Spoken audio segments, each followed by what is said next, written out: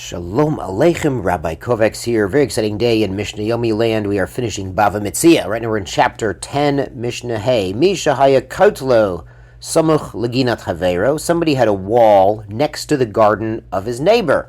V'nafal, and Nebuch, the wall fell down. Ve'amarlo, and the gardener told him, Pnei avanecha, please take out your stones. Amarlo, and the neighbor said, Higiyucha, you know what? You keep the stones. I don't want to mess with it. You can pick them up and you can keep them. Ein shomin lo. We do not have to listen to the wall owner. If the gardener doesn't want to take them and keep them, the wall owner is obligated to remove them. Misha kibel alav, but if the gardener accepted, he says, you know what? Okay, I'll keep the stones. I'll take them. Amar lo, and then the wall owner said, Heilach et yitziotecha, you know what? I've changed my mind. I'm going to give you your expenses. I'll pay you for schlepping the stones. And let me have those stones back. I want to rebuild my wall. Ein shomin lo. We don't listen to the wall owner. Once the gardener has picked up the stones and taken them, he now has acquired them, and the wall owner has no right to change his mind. Of course, if the gardener hadn't touched the stones yet, the wall owner could still go and take them and could change his mind. The Mishnah begins a similar case. Somebody hires a worker to gather straw and stubble from the field.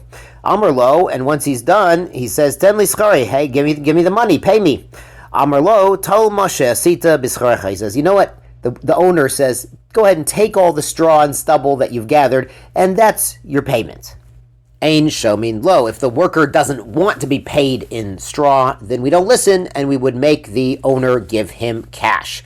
Misha kibel alav, but if the worker accepts the straw as his wages, the amar lo, and then the employer changes his mind. He says, hey, you know what? Here's the cash. I actually do need that straw. Ein shomin lo. We don't listen to him. Once the worker has agreed to be paid in straw and has taken the straw as payment, the employer can no longer change his mind. The Mishnah brings another case where someone is causing damage indirectly in the public domain. A motzi zevel, l'shut rabim. Someone takes out his manure into the public street. The idea is over there it's going to get dried out, it's going to get trampled on and processed into fertilizer. Hamotzi, motzi. The hamizabil, mizabel. So the guy taking out the manure needs to take it out, and the one who's using it as fertilizer needs to take it right away. You can't leave it sitting in the street for people to slip on it or for people to ruin their Shabbos shoes on it. It's got to be, it comes out in the street, and the one who's taking it to the field takes it right away. Now, in Bava Kama, we mentioned that during certain times of the year, it was permitted to leave fertilizer out for longer to get trampled and processed. This is not dealing with that time. Now, the Mishnah adds, Ein shorin titz b'rshut rabim. We don't soak your clay in the public domain. The clay can dry out and be very dry, and you need to have it rain on there or soak it there in order to knead it and make your building materials. Ein lovnim levenim. We don't brick bricks. Levenim is bricks. Lovnin is the verb of making bricks. And as we learned back in Mitzrayim, when the Egyptians didn't give straw to the Jews to make the bricks anymore, that part of the process is kneading clay with straw to harden it, and then it takes a long time for these things to dry out in the sun. So you can't leave them sitting there in the street.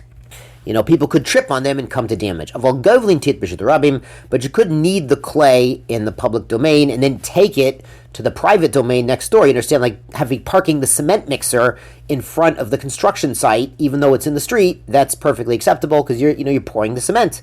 Avolo levanim, but you can't stack a bunch of bricks to dry in the public street. Similarly, habone b'rshut harabim, somebody is building right next to the public street. They're building their Beit Knesset right next to a big street.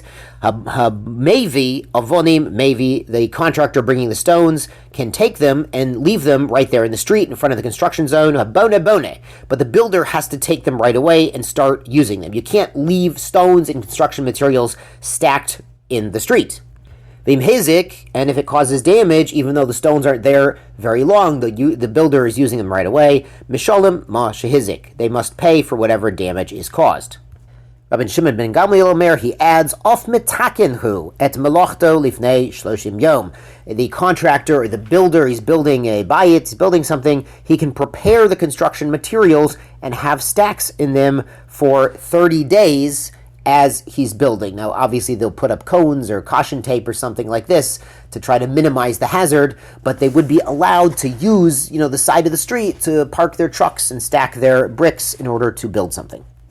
Rabotai, Mishnah Vav, last Mishnah in Bava Metzia, tomorrow, Bezrat Hashem, Bava Batra, Shtei Ginot, there's two gardens, Zo al Gav Zo. One is on the back of the other, meaning they're on a hill, and it's a terraced farming arrangement. There's an area they've flattened off, and then there's sort of a bit of a cliff or a steep part of the hill, and then another area above it that's been flattened off to plant on. Hayerek bein taim, and vegetables start growing out of this steep hill, out of the sides. There's a lower and there's an upper, and then growing out of the almost vertical face in the middle are some vegetables. Rabbi Meir Omer Shel Elyon. Rabbi Meir says these vegetables belong to the owner of the upper level. Rabbi Yehuda Omer Shel Tachton. Rabbi Yehuda says no, they belong to the lower terrace farmer. Amar Rabbi Meir says Im Yirtzeh Elyon Likoch Dafro. But if the upper level wanted to bring in an excavator and dig out his dirt and level the whole thing down to the lower level, Ein Kon Yerek. There'd be no more vegetables here because he would have scooped them all out with the dirt.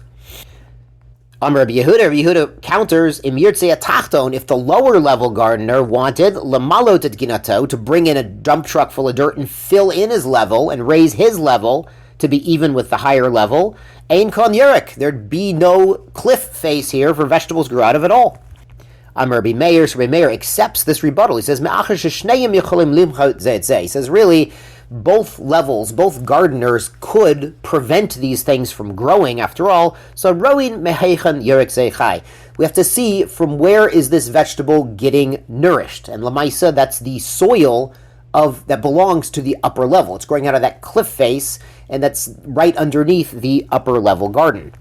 Rabbi Shimon has sort of a compromise position. Kol she'elyon yochol lifshot et yado velitol, anything where the upper level owner could bend down, lean over and grab with his hand, hare hu shalo, that he can take, v'shar shel tachton, and the lower stuff could belong to the lower level guy. He's basically saying it's a ganai. It's a bit embarrassing for the owner of the upper level to go downstairs and knock on the door and say, hey, listen, could I pull these vegetables out of the wall? Because, lemaisa, it's my soil, and they might get into a fight. So really what Rabbi Shimon is saying that Bedin, lemaisa, everything does belong to the owner of the upper level. However, to save face and not cause problems, it's better for him only to take what he can actually reach without going down to the level of the lower one, and he should yield those things. He should be mevater those items to the lower level. You should know there's a Ben Yehoyada, that's a sefer written by the Ben Ish Chai of Baghdad about 100 years ago. He writes about a lot of the mystical things in Shas. And the Ben Ish Chai says this Mishnah is a mashal to Am Yisrael and the other nations. He says Am Yisrael is like the owner of the upper level, and really everything, every blessing, every brocha, every gashmias, every bounty on the planet is through the merit of Am Yisrael, through our tefillah, through our Torah, the wind and the rain and the sun, and they fertilize everything. But that, like Rabbi Shimon says, even though it really is truly all in our merit and all to the credit of the efforts of Am Yisrael, that it's a ganai. It's a little embarrassing for Jews to sort of stoop down and try to grab extra. We don't want to look greedy. Yeah, it's all from us. It's all a bracha from Hashem because Hashem loves us and wants to benefit the whole world and our merit. But to go and grab more than you need and more than you can reach easily, leave that for everyone else. Let everyone get a bracha too. So it's a very powerful Ben Ish Chai and Ben Yehoyada. Highly recommend the Sefer. And Mazel Tov on completing Bava Metzia. And tomorrow, Bezrat Hashem, Bava Batra. Tiskulim Mitzvot.